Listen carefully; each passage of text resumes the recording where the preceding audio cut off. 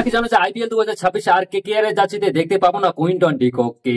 কারণ তার জায়গায় আসতে চলেছে এমন এক বিদেশি খেলোয়াড় যিনি মাত্র 2 ম্যাচে নিজেকে প্রমাণ করিয়ে দিয়েছেন যে তিনি কেকেআর এর নতুন বিধ্বংসী হিরো হতে পারেন। তাই কেকেআর এর ফ্যান হলে ভিডিওটাকে লাইক করে দিয়ে চ্যানেলটাকে করে দেবেন সাবস্ক্রাইব। তো চলো শুরু করা যাক ভিডিও। তো চলো শুরু করা যাক। কেকেআর আইপিএল 2025-এ পারফরমেন্স খুব একটা ভালো যায়নি, একেবারে খারাপ হয়েছে। তার থেকে সব থেকে বড় কারণ হলো সেটা হলো ওপেনিং এর দুর্বলতা এবং উইকেট কিপিংও খুব ভালো হয়নি। কুইন্টন ডিকক এবং রহমানুল্লাহ গুরবাজ মানে সেই হিসাবে ভালো চাপ রাখতে পারেনি। এমন অবস্থায় কেকেআর ম্যানেজমেন্ট চোখ পড়েছে এক ইংল্যান্ডের প্লেয়ারের উপর, যার নাম হচ্ছে জনি বেনস্টক।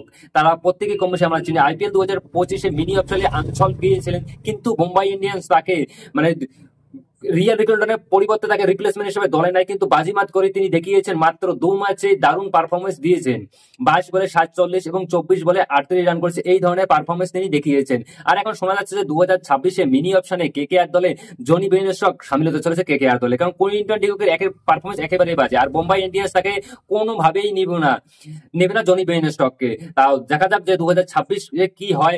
আর কেকেআর কিন্তু খুব সহজে পেয়ে যাবে জনি বেনস্টককে। আর যদি কেকেআর মানে সত্যি হয় একজন মানে অভিজ্ঞ ওপেনার এবং হার্ড হিটার একজন ওপেনার পেয়ে যাবেন। তোমাদের মতে কি মনে হয় যে জনি বেনস্টক কি সত্যি কেকেআর আসতে চলছে? তোমাদের মতামত কমেন্ট করে অবশ্যই বলবেন।